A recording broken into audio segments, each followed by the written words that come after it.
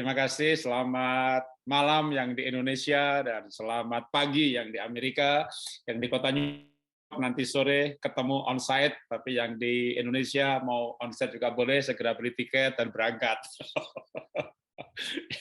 Ya, di New York dan di berbagai kota di dunia ini saya dikenal sebagai pembicara keluarga karena sudah bicara tentang keluarga dari tahun 2000 dan sudah menulis buku keluarga 66 buku.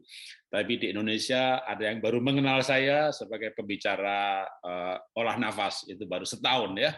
Kalau keluarga sudah 22 tahun sekitar itu dari tahun 2000-an. Ya, kita malam ini akan belajar firman Tuhan ya yang di New York pagi ini, baik itu untuk yang sudah menikah ataupun yang belum sebagai persiapan menikah. Nama temanya adalah puzzle in family atau lebih tepatnya puzzle in marriage ya, dalam pernikahan. Nah, saya akan berikan PowerPoint-nya supaya poin-poinnya lebih mudah terbaca ya. Nanti saya akan keluar masuk dari filenya. Puzzle itu ya kalau kita bermain puzzle ya, tapi dalam pernikahan pun bisa seperti puzzle. Kenapa demikian ya? Puzzle itu kan kalau belum disusun ya, waduh, nggak ada artinya. Apalagi makin banyak potongannya, makin kecil-kecil, makin rumit, bahkan menyusun itu bisa bikin pusing, bisa bikin jengkel. Ini apa sih, gambar apa sih ini? Aduh, susah dimengerti. Nah, bukankah pernikahan itu seperti kadang pernikahan itu susah dimengerti ya. Kalau orang pacaran memang beda. Aduh, aku tuh ketemu orang yang ngertiin aku. Cialah ya. Karena kalau orang belum menikah itu semuanya nggak ngertiin aku. Di sini ada nggak ibu-ibu ingat waktu gadis dulu atau sekarang sedang gadis ya. Disalahkan papahnya, disalahkan mamanya, disalahkan adiknya sehingga si gadis berkata, "Di rumah ini nggak ada yang ngertiin aku. Papa tuh nggak ngertiin aku." Gitu ya. Lalu ketemu pemuda ya, ketemu cowok yang bilang matamu bening, ide kamu bagus sekali, luar biasa. Kamu tuh kreatif sekali gitu ya. Kalau orang tuanya kan punya ide nggak diselesaikan, kamu tuh waduh pokoknya nggak ngertiin aja gitu ya. Begitu ketemu cowok yang mengertiin, aduh, hanya dia gitu ya ngertiin aku gitu ya. Lalu menikah kan. Begitu menikah pusing. Aku tuh nggak ngerti deh apa maunya makhluk satu ini gitu ya. Sehingga pemuda-pemudi yang belum menikah itu kalau saya nasihati, coba kamu pikir sekali lagi, kamu beda gereja, kamu beda denominasi, kamu beda suku. Dan mereka berkata, Kak Jarot, saya sudah berdoa minta tanda. Saya yakin sekali Kak Jarot, pacar saya dari Tuhan. Wih, pemuda-pemudi yakin sekali pacarnya dari Tuhan. Tapi ibu-ibu yakin sekali suaminya bukan dari Tuhan. Saya salah menikah Pak Jarot. Bapak ibu saya sudah melarang saya menikah sama kunyuk satu ini, tapi ya sudahlah, apa boleh buat, memang ini salib yang harus saya pikul. Jadi ibu-ibu tuh yakin sekali suaminya salib. Sedangkan bapak-bapak, jangankan bapak jemaat, bapak pendeta pun saya kumpulkan, lalu mereka berkata, Pak Jarot, istri saya bukan penolong saya, Pak, tapi duri dalam daging saya, Pak. Yang dipakai Tuhan mengocok saya, Pak.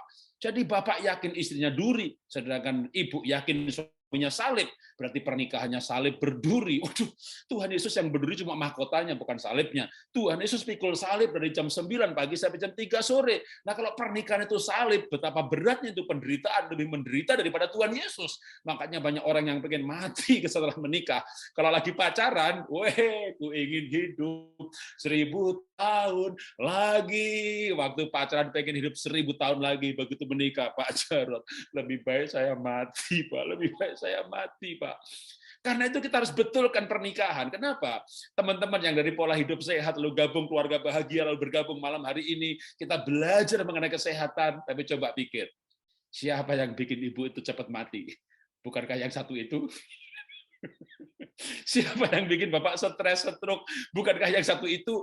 Jadi makhluk hidup di muka bumi ini, siapa yang bikin Bapak Ibu mati lebih cepat kalau bukan yang satu itu?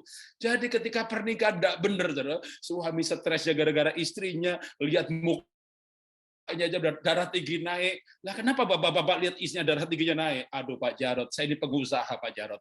Ya kalau ada debt collector Pak, saya hadapi Pak. Dan kalau debt collector itu baik loh Pak. Kalau dibayar apa yang menjadi haknya, pergi dia Pak. Jadi dia cuma minta yang menjadi haknya Pak. Istri itu Pak, debt collector seumur hidup Pak. Nagih nggak ada berhentinya Pak. Dompet pun dibuka Pak, sampai ludes Pak. Aduh, widuh, gimana saya nggak darah tinggi Pak. Gitu. Jadi siapa yang bakal bikin Bapak cepat mati kalau bukan istri? Tapi ibu-ibu, siapa yang bikin ibu cepat mati coba? Yang melukai ibu, baru mau sembuh mengampuni, dilukai lagi. Ketika suami selingkuh, ibu yang kecewa kepahitan, suami yang hidup tidak benar, ibu yang kena kanker. Jadi yang bikin mati ibu tuh siapa kalau bukan yang satu itu, gitu kan? Jadi emang pernikahan tuh kalau nggak dibetulkan itu sumber penyakit. Tetapi ya ini yang belum menikah jangan takut menikah. Tapi kalau pernikahan itu benar, coba siapa yang bikin sehat kalau bukan istri kita? Siapa yang merawat kita kalau bukan istri kita? Siapa yang kita bikin bahagia kalau bukan suami kita? Jadi kalau pernikahan yang benar itu sehat, ya. Nah ini istri saya di sebelah saya, didengerin juga tuh. Tak lihatin sebentar ya, tuh dia di sana tuh. Ya kasih salam dulu. Ya ini yang bikin saya sehat. Ya, ini yang bikin saya sehat. Jadi kalau seminar kita tanya jawab ya, tapi hari ini kita ibadah. Saya lanjutkan lagi. Nah, untuk bikin pernikahan yang bahagia, paling tidak saya berani berkata, seperti yang kami alami, kami pun tidak mudah. Kami berjuang seperti menyusun puzzle yang waktu awal pernikahan itu bisa stres. Ini gimana sih ini? Ini gambarnya gimana nih? Tujuannya kemana? Bentuknya apa ini? Ya seperti menyusun puzzle karena potongannya banyak banget. Ya, potongan pernikahan itu kotak-kotaknya banyak banget. Oke, sekarang kita lanjutkan lagi filenya dulu. Menyusun puzzle di dalam pernikahan tidak mudah. Bagian malam hari ini adalah kita berbicara mengenai memahami perbedaan di dalam rangka puzzle tadi di dalam pernikahan.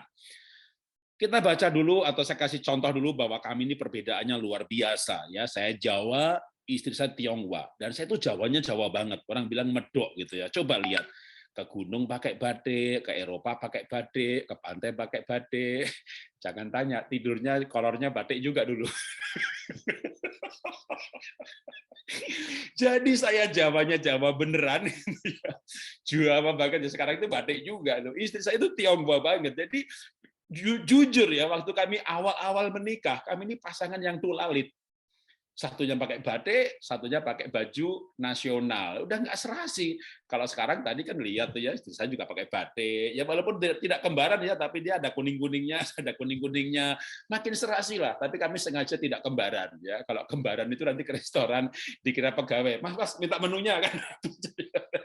Jadi tapi paling tidak tuh kalau satu kuning, satu ke kuning-kuningan gitu. Satunya bukan hijau atau merah gitu ya. Tapi dulu kami nggak begitu. Ya, saya kasih fotonya lagi. Ya dulu kami tuh nggak begitu.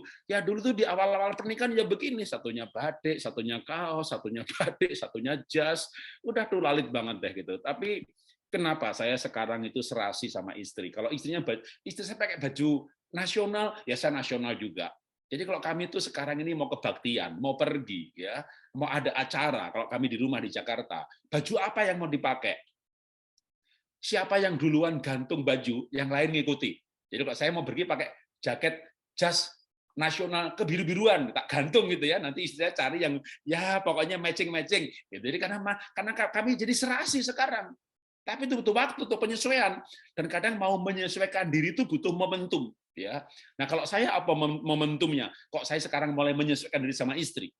Karena pernah kejadian, saya ini sudah Jawa, dulunya miskin lagi. Jadi itu udah diberkati pun tuh masih otaknya ngirit aja gitu ya. Beli batik yang murah-murah gitu. Nganter istri pakai baju nasional yang keren. Waduh, begitu isi bensin, pegawai bensinnya tuh bilang begini, "Mas, sudah lama kerja sama Ibu."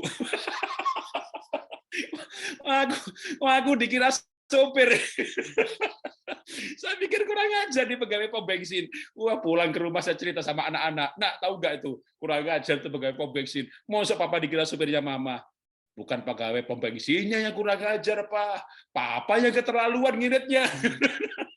Makanya Pak, pakai baju yang keren dong. Waduh, itu membuat saya pokoknya nanti mesti serasi nih suami istri. Kalau nggak dikira supir kan repot gitu ya. Nah, ini cerita mengenai perbedaan kami yang di mana saya ini Jawa, maunya ngirit, pekerja keras. Kalau istri itu menikmati hidup, saya itu hemat. Jadi perbedaan kami banyak sekali. Nah, sekarang kita pengen tahu apa kata Alkitab. Tapi sebelum kami tahu apa Alkitab, itu puzzle bagi kami. Karena waktu pacaran itu kayaknya cocok banget itu loh. Wih, cocok itu begitu waktu pacaran, begitu menikah cekcok itu kok kayaknya serba nggak cocok gitu ya. Aduh, ini gimana nih pernikahan ini, seperti sebuah puzzle atau teka-teki yang tak terselesaikan. Nah, gimana menyelesaikannya? Firman Tuhan. Menyelesaikan masalah hidup itu firman Tuhan. Firman Tuhan berkata dalam Kejadian 2 ayat 7, ketika Tuhan membuat manusia, ya, itu dari manusia ini laki-laki ya, si Adam ya, dibuatnya dari debu tanah. Ya, soal dihembuskan nafas hidup. Nah, nanti nafas kebaktian nanti sore saya jelasin ya, soal nafas hidup. Tapi pagi ini Tuhan membuat Adam laki-laki itu dari debu tanah. Nah, kalau wanita, Kejadian 2 ayat 21-22, Tuhan membuat wanita dari tulang rusuk. Jadi dari tulang itulah dijadikan Hawa gitu ya. Jadi Tuhan tuh membuat dari tanah. Tanah itu rapuh ya. Bejana dari tanah itu ya besar, gentong ya besar, ditendang ya pecah. Jadi laki-laki itu kumisnya melintang, badannya kekar. Tapi kalau bangkrut, dicobai, itu ambruk gitu ya, cepat. Tapi kalau wanita itu tulang, waduh lebih tabah. Nah, Tuhan itu kan ciptakan wanita sebagai penolong. Penolong sama yang ditolong, ya kuat penolong lah, jatuh ditolong ya. Yang menolong itu lebih kuat daripada yang ditolong. Jadi Bapak itu walaupun kayaknya badannya kuat, jangan sombong loh Bapak. Bapak itu harus pelihara baik-baik, sayangi baik-baik istri, karena dia itu penolong. Penolong itu enggak butuh yang ditolong, tapi yang ditolong butuh penolongnya. Ya, jadi kalau ibu ini, bapak nih, maaf nih, dipanggil Tuhan, istri itu bisa single parent, hidup sendiri. Karena penolong itu enggak butuh yang ditolong. Jadi kalau yang ditolong ini mati nih, maaf kata gitu ya, itu istri bisa berkata, merdeka, yang ngerepoti wis ora ono. Sudah nggak ada lagi, ya kan? Dia bisa hidup sendiri. Lah kalau suami penolongnya mati, kawin lagi, ya kan? Karena dia nggak bisa hidup tanpa penolong. Nah, penolong itu luar biasa. Untuk bisa menolong dibutuhkan makhluk yang kuat, tapi juga lembut. Maka tulang itu kan kuat, ya, tapi halus. Ya, halus. Tulang itu dagingnya dibersihkan, tinggal tulangnya benar, halus loh. Makanya wanita itu kan makhluk halus, ya kan? Istri itu makhluk halus, ya. Bapak-bapak setuju? Betul Pak Jarot. Istri itu makhluk halus yang susah dimengerti, Pak. Makhluk halus yang namanya setan genderuwo tuyul, Pak, itu ditengking bisa, Pak. Istri ini nggak bisa ditengking, Pak. Nggak bisa dikerasin, Pak. Waduh, betul Bapak-bapak. Wanita itu kayak tulang yang halus, tapi hati-hati loh, Pak. Tulang itu kalau patah, Pak. Tulang itu kalau patah, Pak, runcing, Pak. Itu bisa bikin Bapak mati loh. Makanya kalau istri itu kepahitan, bisa bikin Bapak mati loh. Yang bikin Bapak mati siapa coba? Bikin Bapak stroke siapa coba? Yang bikin Bapak patah semangat siapa coba? Kalau bukan tulang yang patah, maka jangan dipatahkan hatinya. Kalau wanita hatinya patah, perasaannya patah, udahlah, matilah kau Pak, gitu ya. Tapi kalau wanita itu hatinya itu penuh cinta kasih, waduh, ibu yang penuh cinta, kekuatan menolongnya tuh nggak ada habisnya. Wanita tuh kekuatannya di hati. Kalau hatinya penuh cinta, nggak ada capeknya, masak, ngurus suami, bersihin rumah, itu pinggangnya nggak patah-patah, nggak sakit-sakit. Coba Bapak kerjakan apa yang Ibu kerjakan, 3 hari Bapak sakit pinggang. Karena wanita itu kekuatannya luar biasa, tapi kekuatannya di hatinya. Nah, kita akan perdalam mengenai perbedaan. Yang pasti Tuhan ciptakan pria dari tanah, wanita dari tulang. Kita bikin produk apa saja, bahan bakunya beda, ya hasilnya beda. Kalau kita memahami perbedaan ini, nanti pasal pernikahan yang selama ini kita nggak mengerti, nanti kita kayak ceklik gitu loh ya. Ceklik gitu ya. Ah, begitu. Ah, jadi indah. Kalau nggak ngerti cekliknya ini gitu ya, pasalnya ini, waduh, pasal itu ya nggak ada artinya, berserakan begini apa bagusnya ini? Apa bagusnya Pak pernikahan kami, Pak? Ini pernikahan kami ini nggak jelas Pak gitu. Kami salah menikah kali Pak. Aduh, saya nikah sama setan Pak. Iya, ketemu istrinya. Iya Pak, saya juga nikah sama demit Pak. Itu namanya 2 setan menikah gitu kan, makanya berantem aja terus. Ya, nah sekarang kita kalau 2 anak Tuhan menikah beda ya kan, 2 anak Tuhan menikah ada Tuhan di sana itu sorga ya, 2 setan menikah ya rumahnya namanya neraka kan gitu, anaknya tuyul gitu kan. Udah itu nerakanya dunia ya. Nah sekarang gini, Tadi kan saya bilang bahwa banyak orang menikah itu merasa salah menikah. Ya, orang pacaran lain, orang pacaran yakin pacarnya dari Tuhan. Tapi orang menikah itu merasa salah menikah. Nah, kita betulin dulu nih otaknya ini, ya, bahwa justru jodoh itu artinya yang tidak ada tapi ada di pasangannya, atau the missing piece, potongan yang hilang. Jadi kalau potongan yang hilang ditemukan, itu puzzle-nya jadi lengkap. Aduh, sekarang gambarnya bagus banget. Nah, oke, pelan-pelan. Orang pacaran merasa pacarnya dari Tuhan. Orang menikah berpikir atau merasa salah menikah. Orang bercerai. Kenapa mau cerai? Ya saya salah menikah, Pak. Perbedaan kami terlalu banyak, Pak. Kami ini nggak jodoh, Pak. Kenapa mau bercerai? Kami salah, Pak. Kami bukan jodoh. Kenapa nggak jodoh? Perbedaan kami terlalu banyak. Jadi orang menjumpai perbedaan, lalu berpikir tidak jodoh. Saya mau balik logika ini. Saya mau balik otaknya ini. Klik, ya dibalik. Berbeda itu jodoh. Kan tadi ayatnya, walaupun kita nggak baca pelan-pelan, Tuhan mengambil tulang rusuk Adam, dan tulang rusuk Adam ini jadi Hawa. Sesuatu yang diambil dari Adam menjadi Hawa. Sesuatu yang tidak ada di Adam, adanya di Hawa. Jadi berbeda itu justru wadah sama tutup. Yang tidak ada di saya, adanya di istri. Berarti istri itu jodoh saya. Kan Tuhan ambil, misalnya apa? Saya ini orangnya kreatif. Saya punya kecerdasan kreatif dalam sidik jari skalanya 16. Saya punya kecerdasan berbicara, saya punya kecerdasan bisnis, saya punya kreatif mau jadi pelukis gitu ya. Wow, udah penulis, pembicara, entrepreneur, guru olah nafas, guru animator lagi. Hebat, Pak. Enggak, saya punya kelemahan. Tidak rapi. Pegang barang jatuh, barang ketinggalan, kacamata ketinggalan, kunci mobil ketinggalan, saya buka lemari, ambil baju, lupa nutup, buka laci, ambil sendok, lupa nutup, buka garasi, lupa nutup. Saya punya keahlian membuka, dan apa yang terbuka oleh saya tidak akan tertutup lagi, gitu kan? Jadi saya membuka. Saya tuh jangan kira Pak Jarod itu hebat gitu ya, nutup laci nggak bisa, nutup lemari nggak bisa. Nutup apa pun yang saya buka itu terbuka saja, udah begitu kan. Kalau Tuhan itu dibuka kan nggak ada yang bisa menutup lagi gitu kan. Nah, jadi dulu saya pikir gitu ya, waduh, kenapa saya punya kelemahan seperti ini? Tapi istri saya itu ahli menutup dan ahli memegang. Kalau pegang uang nggak bisa keluar lagi, yang sudah masuk nggak bisa keluar lagi. Kalau saya pada mengeluarkan, ya kan. Dan dulu saya berpikir ini kayak salah menikah loh. Saya itu pernah berpikir, jujurnya jujur, saya itu pernah berpikir menikahi orang yang salah. Justru pelajaran ini membuat saya, oh bukan salah, ini dia jodoh saya. Rapi saya diambil, nggak ada lagi. Adanya di dia. Saya punya kepandaian melukis, kepandaian bicara, tapi tidak punya kepandaian, kecerdasan nutup pintu. Kecerdasan itu diambil adanya di istri saya. Begitu saya sadar begitu, ini dia tulang dari tulangku. Aduh, rapiku sudah gak ada lagi, adanya di dia gitu ya. Jadi saya tidak berpikir menikahi orang yang salah. Justru saya berpikir ini dia jodoh saya gitu. Jadi ketika berbeda jangan berpikir tidak jodoh. Justru yang berbeda itu jodoh. Jadi otaknya dibalik, membaliknya dengan apa? Dengan firman Tuhan. Karena firman Tuhan mengatakan, Adam diambil tulang rusuknya, nggak ada lagi, adanya di Hawa. Jadi Hawa itu the missing piece dari Adam. Yang tidak ada, potongan yang tidak ada di Adam itu adanya di Hawa. Nah, potongan itu bisa macam-macam, ya, karena potongannya kan banyak banget puzzle-nya. Puzzle-nya kita buka satu-satu, walaupun nanti nggak semuanya kita bahas, gitu ya. Apa yang tidak ada di suami, tapi adanya di istri, dan sebaliknya. Jadi pasangan itu justru yang berbeda, jodoh itu justru yang berbeda, tapi saling melengkapi. Nah, contohnya misalnya apa perbedaan pria wanita? Ya, ini kalau kita buka otaknya gitu ya. Ini buka otaknya dulu ya. Kenapa pakai buka otak gitu ya? Oke, saya ngomong dulu dah.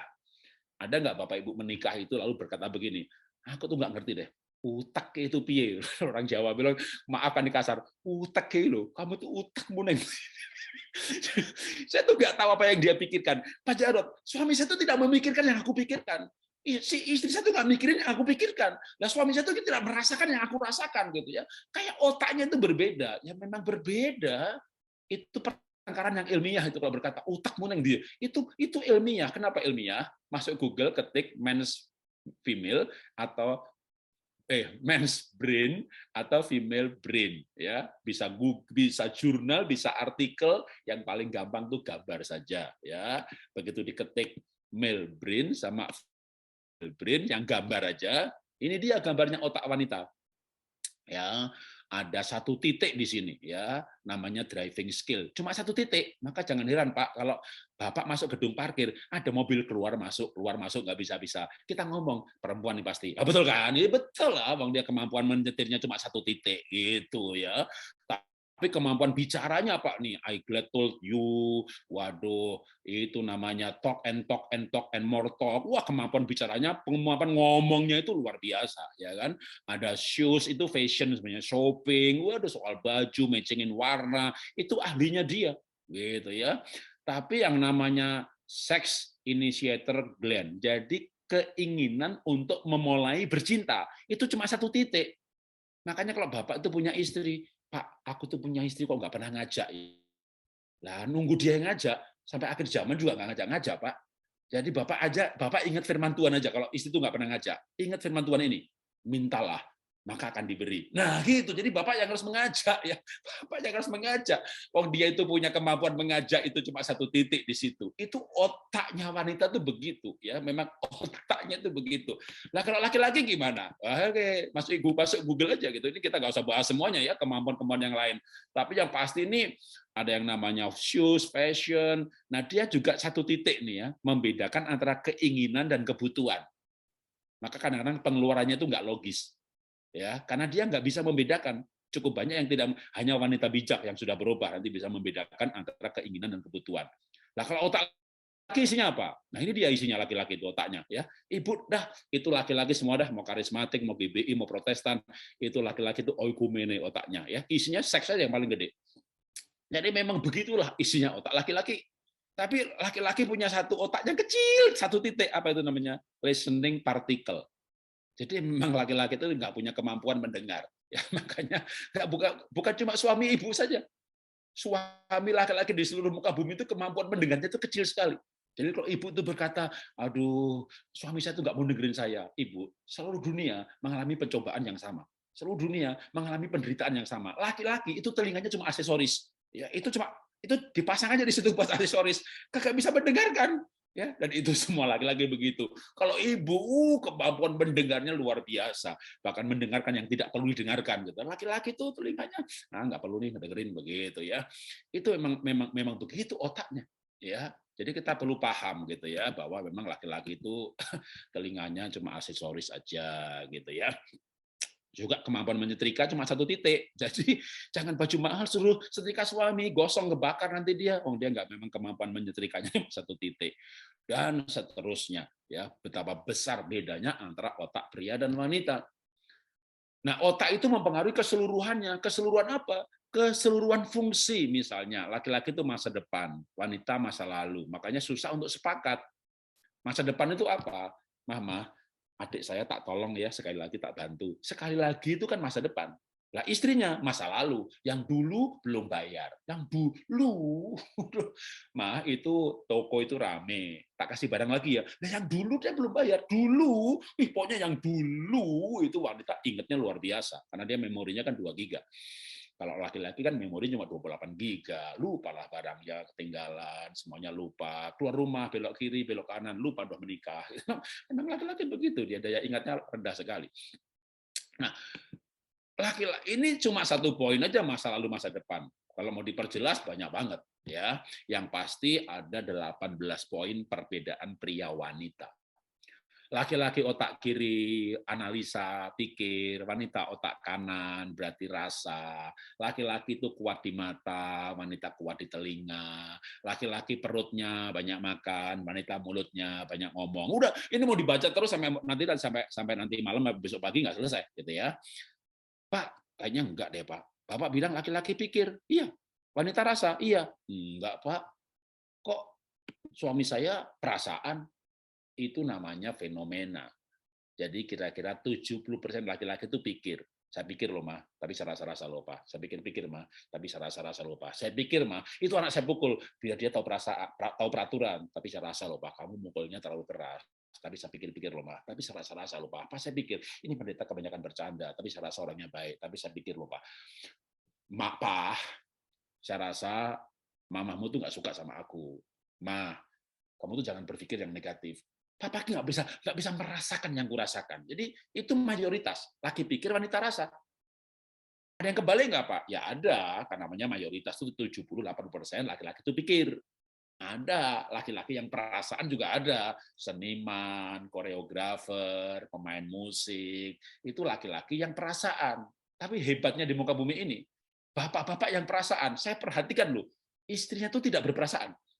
Jadi kok bapaknya itu perasaan gitu ya, doa bisa nangis, istrinya nggak pernah nangis tuh, marah, ngamuk, tegas, ngambil keputusan cepat gitu. Jadi bapak-bapak yang perasaan itu coba bapak, ada nggak di sini bapak-bapak perasaan? Pak, istrimu nggak punya perasaan kan, Pak? Bener, Pak Jarot. Istriku tuh nggak punya perasaan. Ngomong ceplas-ceplos, nggak ngerti. Nah, begitulah namanya jodoh. Ya kan?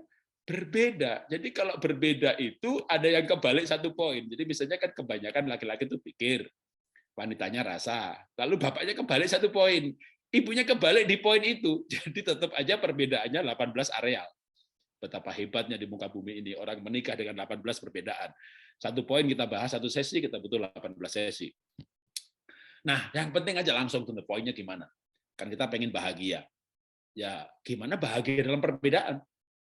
Karena kalau nggak bisa bahagia dalam perbedaan, sampai mati lo nggak bahagia. Anda mau nggak bahagia sampai mati? Padahal orang menikah itu pasti dua orang yang berbeda. Lo kan nggak boleh laki sama laki. Ya, jadi menikah itu harus dengan yang berbeda. Kalau nggak bisa bahagia dalam perbedaan, menderita dan sengsara sampai mati. Dan pernikahan akan jadi sumber penyakit. Karena pernikahan bertengkar, nggak mengerti. Tuhan mengerti, aku nggak ngerti. Udah, sakit datang semuanya. Anda bisa nyanyi lagu ini nggak? Betapa ku mencintai segala yang telah terjadi. Anda sehat. Anda sehat. Atau Anda nyanyi lagu begini. Betapa ku tak mengerti segala yang telah terjadi. Lebih baik aku mati. Mati beneran, saudara, penyakit datang semuanya. Kan kadang banyak orang nggak bisa mengerti kenapa aku menikah sama kunyuk satu ini. Aduh, otaknya tuh di mana? Ya nggak di mana-mana, di dalam kepalanya juga, cuma otaknya beda. Begitu kata ngerti perbedaan, bener juga ya, bener juga ya, bener juga ya. Laki pikir bener juga, iya bener lah. Oke, di hasil penelitian doktoral saya itu pernikahan, ngerti nggak? Jadi insinyur saya teknologi pangan, magister saya pendidikan, doktoral saya itu ngambil disertasinya mengenai pernikahan bahagia. Jadi ya benerlah penghasil penelitian ya. Jadi kita lanjutkan lagi. Maka kita perlu belajar bagaimana bahagia di dalam perbedaan. Nah, gimana bisa bahagia dalam perbedaan? Mari kita fokus pada sisi positif pasangan. Pasangan saya galak, oke, dia disiplin, dia tegas. Pasangan saya itu orangnya nggak rapi, bagus, tapi dia orangnya pandai bergaul. Ya, jadi kalau kita berfokus pada sisi positif, lalu pasangan kita punya kelemahan pasangan itu kekuatan kita. Pasangan saya nggak rapi, Anda rapi. Aduh Pak, pasangan saya itu nggak bisa pegang uang. Anda pandai pegang uang, ajaib. Tuhan itu mempertemukan di mana kelemahan pasangan itu kekuatan kita. Sehingga kalau menikah itu untuk melengkapi, maka indah. Berbeda jadi indah. Kalau kita berpikir bahwa Tuhan itu yang menciptakan perbedaan, bukan dari setan, bukan. Tuhan ciptakan perbedaan supaya apa? Supaya indah. Nah, kalau otak kita begitu, kita dibetulkan otaknya, mindset-nya, paradigmanya kita betulkan dengan pelajaran firman Tuhan. Kita lanjutkan lagi, pasalnya itu banyak sekali potongan-potongannya, sehingga potongan-potongan itu perlu dimengerti trik-triknya dan ilmunya dan pemahamannya. Yang pasti Alkitab berkata bahwa manusia itu unik. Uniknya itu kayak ditenun, bukan di tekstil, bukan di printing. Mazmur 139 ayat 13. Nah, cuma keunikan ini saya mau jelajahi dengan sangat cepat, ya, karena kalau pasal itu kan potongannya banyak banget. Nah, keunikan manusia itu nggak ada habisnya kalau dibahas, ya. Kita bisa bahas dari DNA, bedanya banyak banget. Kita bisa bahas dari ilmu-ilmu DISC, perilaku, ada temperamen dasar, foto karakter, suami istri berbeda. Kita bisa dekati dengan personality, mau MBTI, mau Enneagram, kita mau mendekati otaknya yang berbeda dari biometrik sidik jari, bahkan kita bisa dekati dengan golongan darah. Maka suami istri perbedaannya akan semakin banyak. Karena dari sidik jari ketemu gaya belajar, ketemu bahasa cinta, dari sisi otaknya ada orang yang tipenya mengambil keputusan kalau senang, yang satu mengambil keputusan kalau logikanya benar karena otaknya kuat di pikiran, satunya otaknya kuat di perasaan. Ada orang yang otaknya tipe kognitif yang mengambil keputusan kalau ada untungnya, sementara yang lain justru maunya berbeda. Ada anak-anak yang otaknya jenis kontra, ini kalau sekeluarga semuanya GBI, dia maunya beda gereja sendiri. Anak saya nomor 3 begitu, kakaknya ke Singapura, dia maunya ke Australia. Di gereja, di sekolah, yuk kita pakai seragam. Dia nyeleneh, nggak pakai seragam sendiri. Itu otaknya kontra itu, maunya nyeleneh gitu ya. Nah kalau kita nggak pahami, waduh ini kayak anak setan ini. Saya begitu paham, oh ternyata dia punya otak itu kayak out of the box. Kalau kita pahami, dia jadi anak kreatif. Jadi anak yang luar biasa. Idenya akan penuh dengan ide-ide cemerlang yang orang lain nggak pikirkan. Tapi kalau dia nggak lahir baru, dia pemberontak. Dia nyeleneh, dia aneh. Nah itu perbedaan dari sisi otak. Makanya, mau belajar keunikan diri itu mau 2 bulan juga nggak selesai. Ya. Belum lagi dari sisi personality. Kalau kita pakai Myers-Briggs Type Indicator, ada 16 macam manusia. Dibahas satu-satu, 1 bulan juga nggak selesai. Dibahas dari temperamen dasar, ada 4 macam manusia. Tapi yang pasti apa? Setiap orang itu ada positif, ada negatifnya. Nah, kita bahagia kalau kita bisa melihat pasangan kita itu positifnya aja. Ya, negatifnya nggak usah dilihat. Karena negatifnya dia itu positif kita. Pasangan saya tuh nggak bisa pegang uang. Saya bisa pegang uang. Ya udah tak lengkapin aja. Pasangan tuh nggak rapi, saya rapi. Tapi si rapi ini nggak bisa jualan. Ya pasangannya yang jualan. Karena orang yang jualan, pandai dagang, pandai ngomong, biasanya tidak rapi. Ya sebagai contoh kami sendiri ya. Saya ini orang Jawa, tapi otak hati saya itu orang bilang Taiwan banget. Anak saya sekolah TK, saya antar 6 bulan kemudian saya buka sekolah TK. Saya ikut MB, multi level marketing, 2 tahun kemudian saya buka IVA, MLM IVA. Saya lihat film animasi, mengunjungi teman saya punya production animasi, tahun depan saya juga buka production house animasi. Gitu ya. Pokoknya itu otak Taiwan tuh niru itu cepat banget gitu ya. Nah, dan saya dagangnya betul-betul, saya Jawa tapi saya dagang. Istri saya Tionghoa, tapi dia anak hamba Tuhan, dia berdoa. Jadi dagangnya enggak. Nah, saya ini orangnya banyak ngomong, temannya banyak, kalau dagang cepat. Tapi saya nggak bisa pegang uang. Kalau pegang, habis. Gampang kasihan. Sumbang sana, sumbang sini. Habis, entek. Akhirnya saya bilang sama istri, kita saling melengkapi lah. Kita harus melanjutkan pernikahan kita dengan bahagia. Kamu tahu saya pandai cari uang, tapi saya nggak bisa pegang uang. Sekarang kita saling melengkapi ya. Aku yang cari uang, kamu yang pegang uang. Wah, itu saya amin, kinclong. Iya, kita juga saling melengkapi ya. Aku buka laci, kamu yang nutup. Karena aku nggak bisa nutup laci. Kalau aku berpikir soal nutup laci, nutup lemari, nutup pintu, energi gue habis, aku nggak bisa dagang, kita nggak punya uang. Lebih baik aku nggak usah mikir nutup laci, nutup pintu, nutup pagar, itu semuanya bagian kamu ahlinya, memang kamu orang yang suka begitu, saya nggak bisa begitu. Kamu harus belajar dong. Kamu mau belajar dagang? Ya kan saya emang nggak bisa dagang, sama. Aku nggak bisa nutup pintu.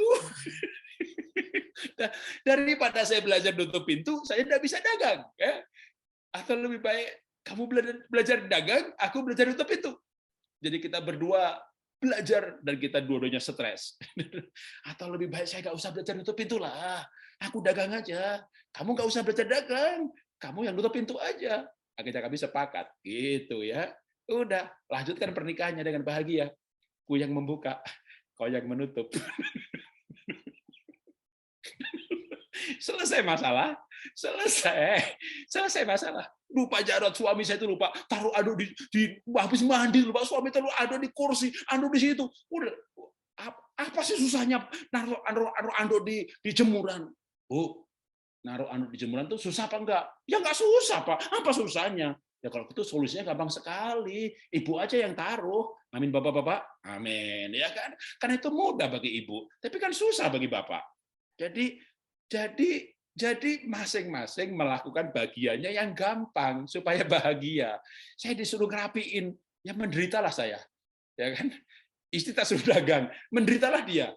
Dua orang menderita, itu namanya dua setan menikah. Pasti berantem terus. Dua orang bahagia, itu surga. Hidup sekali jangan susah, saudara. Udah yang happy, tapi yang begini ya, jangan yang happy-nya mabuk-mabuk, ya enggak lah, ya kan. Saya itu kalau ngomong bahagia, melayani bahagia, dagang bahagia, cari duit bahagia. Ngitung duit aja saya mau pusing. Ya, saya nggak usah hitung lah, pokoknya dah gitu ya. Saya terima persembahan kasih nggak pernah buka, dah amplop tertutup kasih istri. Dan saya nggak mau tahu jumlahnya berapa. Kalau satu jumlahnya berapa, nanti diundang lagi. Ini banyak nih, datang lagi. Saya motivasinya nggak murni. Saya nggak pernah tanya sama istri itu gereja ngasihnya berapa. Gereja besar kecil kasih jatah sama, setahun sekali selesai. Kenapa? Emang saya nggak punya bakat juga ngitung uang. Jadi intinya, udah nikah itu jangan dijadikan training center. Yang rapi mentraining yang tidak rapi. Waduh. Tapi yang tidak rapi ini mentraining istrinya, dagang, training mentraining. Itu yang mentraining darah tinggi, yang ditraining darah rendah. Lah pernikahan kok jadi training center? Ya, kagak ada ayatnya. Menikah itu saling melengkapi. Selesai. Selesai dengan mudah. Gitu loh ya. Jangan bilang begini, apa sih susahnya nutup laci? Ya nggak susah. Aku tuh pinter loh. Animasi bisa, nulis buku bisa, khotbah bisa. Nutup laci aku nggak bisa.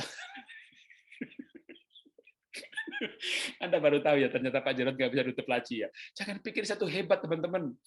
Saya itu nggak sempurna, cuma hebat pada bidangnya aja. Raja Wali ya pandai terbang, nggak bisa menyelam. Kura-kura bisa menyelam, nggak bisa terbang.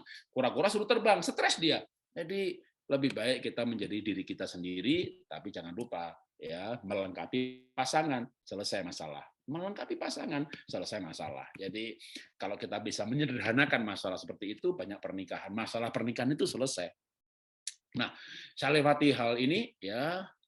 Setiap pribadi memiliki sisi negatif, betul. Namun dalam Kristus setiap pribadi adalah ciptaan baru, bisa berubah, tapi dia berubah kalau dia bahagia.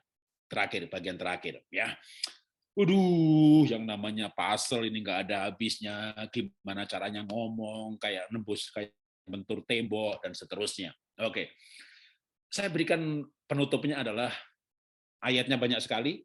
Mau di kitab Kejadian ada, mau Efesus ada, mau Lukas ada, tapi Markus berkata, laki-laki meninggalkan ayahnya, bersatu dengan istrinya, keduanya menjadi satu, mereka bukan lagi dua, tapi satu, dan apa yang dipersatukan, satu, satu, satu, satu, satu.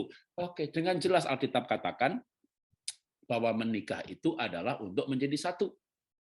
Menikah tidak untuk menjadi sama.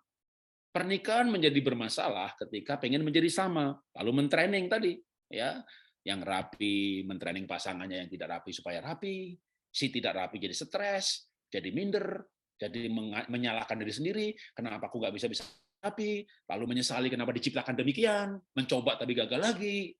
Ya tentu kita harus berubah sih, setuju ya, tapi itu dimulai dengan menerima dan melengkapi.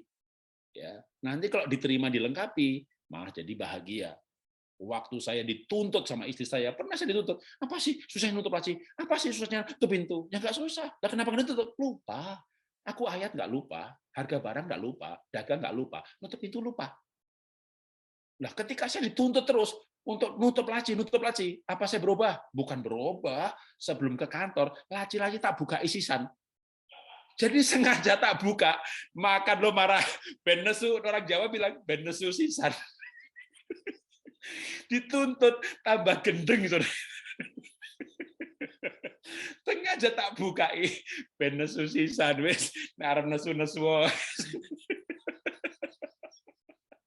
Jadi jujur saudara, saya ini juga agak rohani-rohani banget. Waktu dituntut loh, wah, diomeli terus soal nutup laci, tak buka isisan wae, tak tinggal pergi lumba wis benes mari arep nesu-nesu wae kadang-kadang. Oke, singkat cerita. Singkat cerita tuh ya istri saya berubah ya. Dia nggak nuntut-nuntut lagi, dia orangnya rapi, pengen merapikan, dia tutup laci dengan senyum, dia nggak nyuruh-nyuruh saya lagi. Nah, waktu dia nggak nyuruh-nyuruh saya lagi, Saya tuh ngeliatin dia, nutupin pintu, nutupin laci. Aku kok jadi waras ya? Saat durungnya kan aku edan ya. Wah, saya ngajak dibuka. Saya ngajak buka ya para edan ya kan. Begitu dia baik itu aku jadi waras. Saya mesake juga ya, jadi udah jadi nutup pintu ya orang angel gitu ya. Ya nggak susah gitu ya. Mulai belajar gitu ya. Ya memang susah tapi mulai belajar. Mulai waras, mulai sadar bahwa ya kalau mosok nggak bisa sih gitu ya. Wong aku nih matematika ya 100, jadi sekolah ya pelajar teladan, bintang pelajar, mosok nutup laci nggak bisa. Muncul kesadaran itu. Waktu dituntut, aduh, namanya dituntut. Aku memang begini, kamu cinta apa tidak? Memang saya begini orangnya gitu. Jadi malah mengkristal. Kalau Anda menuntut pasangan, memang saya begini orangnya. Memang saya begini, itu kalimat yang mengkristalkan dia. Ya, maka jangan dituntut. Ya, kalau dia nggak buka, dia nggak nutup ya tutup aja, gitu ya. Dia lupa ya diingetin, gitu. Nanti kan lama-lama dia nggak gila lagi. Ya, waras dia, sadar. Ya. Nah kalau sadar dia berubah. Jadi orang itu akan berubah ketika dia sadar. Oke, saya lewati ilustrasi ini ya. Saya kasih bagian terakhirnya. Nah, yang pasti sebenarnya Tuhan tuh menciptakan manusia. Kejadian 1:27 seperti gambarnya Tuhan. Nah, masalahnya gambar Tuhan itu demut sama teselem sama demut ya. Sebenarnya gambar itu ada dua. Satu demut, satu teselem. Jadi ada kecerdasan sama ada karakternya Tuhan. Yang rusak karena dosa itu karakter. Soal kecerdasan, manusia cerdasnya luar biasa. Bahkan dia bisa bikin ini, bikin itu, makin ke sini makin luar biasa kecerdasannya. Tapi gambar karakter itu rusak karena dosa. Tapi ketika manusia lahir baru, maka rohnya kembali ada Roh Kudus. Kan ayat Roma 8 itu kan di atasnya kan roh itu bersaksi bersama kita. Berarti Roh Kudus itu waktu kita lahir baru adanya di roh kita. Nah, Roh Kudus yang dalam roh kita itu akan menjadikan kita bergerak menjadi seperti gambaran waktu manusia Adam belum jatuh dalam dosa. Atau orang lahir baru akan bergerak menuju seperti Tuhan Yesus waktu jadi manusia. Kita nggak akan menjadi seperti Elohim.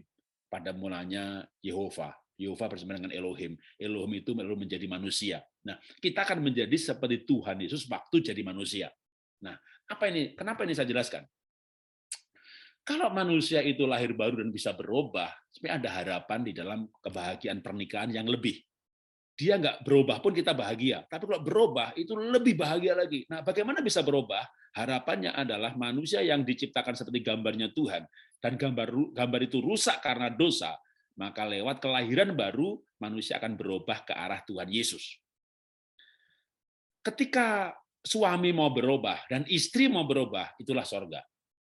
Jadi pasangan ilahi, pasangan surgawi adalah ketika masing-masing mau berubah ke arah yang sama, yaitu ke arah Tuhan Yesus.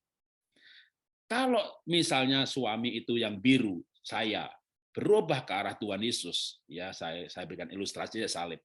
Lalu istri yang warnanya fuksia atau pink tua atau fuksia, bergerak ke arah Tuhan Yesus, maka jarak kami pasti makin dekat, makin serupa. Nah itulah pernikahan di dalam Tuhan. Yang di luar Tuhan kayaknya tidak bisa begini. Ketika kita berubah, masing-masing berubah. Ketika pasangan masing-masing berubah ke arah Kristus, maka pasangan akan makin serupa, makin mirip, makin sehati, makin sepikir, dan makin bahagia. Sehati itu gampang banget. Kesana yuk, ayo. Nggak jadi ya, oke juga. Gitu. Jadi kita tuh jadi kayak nggak tahu ya kapan terakhir bertengkar ya, itu kayak udah nggak pernah bertengkar lagi gitu. Kenapa? Karena sepakat itu gampang banget. Kenapa sepakat? Karena makin serupa. Yang tadi otaknya tuh gimana sih? Otaknya gimana? Lama-lama otaknya sama. Jadi itu tadi yang gambar-gambar otak itu kan otaknya manusia yang tidak berubah. Dan manusia otaknya bisa berubah, hatinya bisa berubah. Ya. Kalau dia lahir baru. Ya kalau nggak lahir baru ya nggak berubah. Ya. Tapi manusia mestinya berubah karena kita berkata yang tidak berubah itu cuma Tuhan Yesus. Jadi kalau ibunya berubah, ya suaminya kalau dibaikin loh ya, dibaikin pasti berubah. Tapi suami saya nggak berubah-berubah, dibaikin pasti berubah. Ibu baikin tuh suami. Orang tuh kalau dituntut mengkristal. Tapi kalau dibaikin berubah, pasti. Kenapa saya bilang pasti? Alkitab berkata, yang tidak berubah hanya Tuhan sama setan.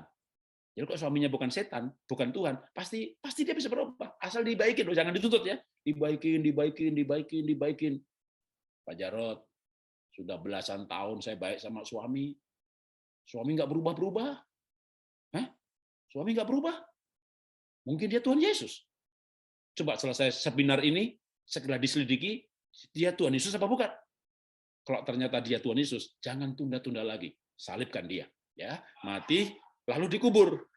Tunggu 3 hari. Tunggu 3 hari. Ya. Kalau bangkit, dia Tuhan Yesus. Kalau nggak bangkit, lapor polisi. Pak polisi, suami saya mati 3 hari yang lalu. Itu bukan sakit, Pak. Saya salib dia. Ibu kenapa salib suami? Karena saya kira dia Tuhan Yesus. Alibi yang aneh, aku belum pernah dengar. Kenapa ibu merasa dia Tuhan Yesus? Karena dia nggak berubah-berubah.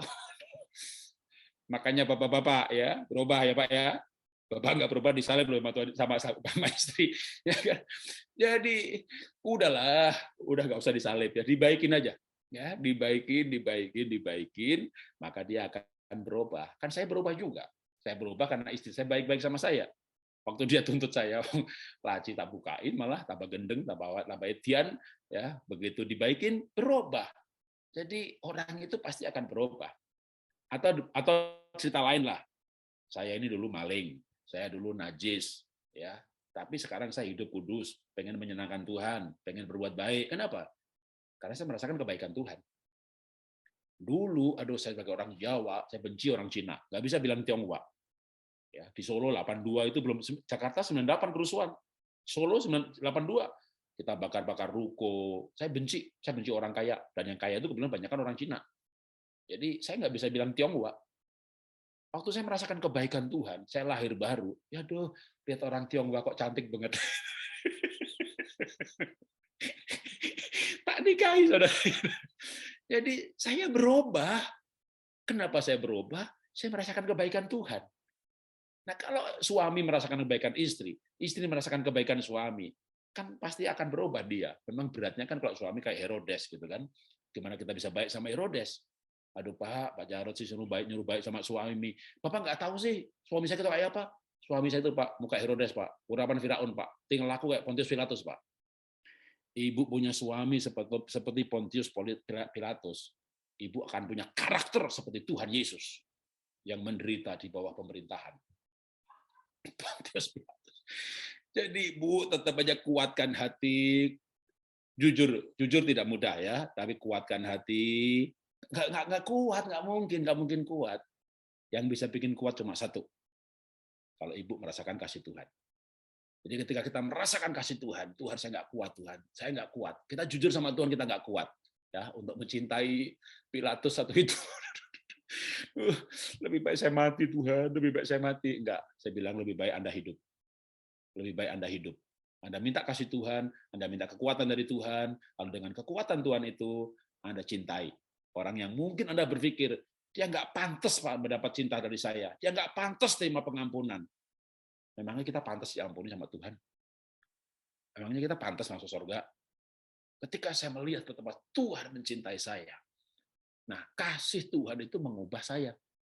Sama juga nanti, anak-anak kita akan berubah kalau kita bisa mengasihi mereka dengan kasih dari Tuhan. Mari kita tunduk kepala, kita berdoa.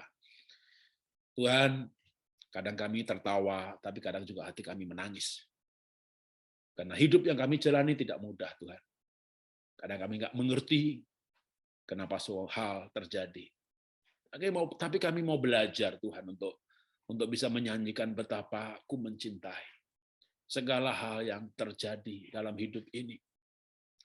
Dan itu karena kasih Tuhan yang memampukan kami, kasih Tuhan yang menguasai kami, dan kasih Tuhan itu memampukan kami untuk mencintai orang-orang yang di sekitar kami, bahkan termasuk Tuhan kalau selama ini kami berkata, mereka tidak layak mendapat cinta kami, mereka tidak layak mendapat pengampunan kami.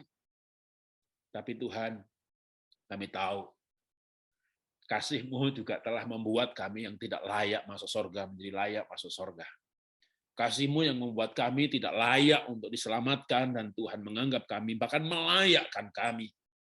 Karena itu ajari dalam hidup ini Tuhan.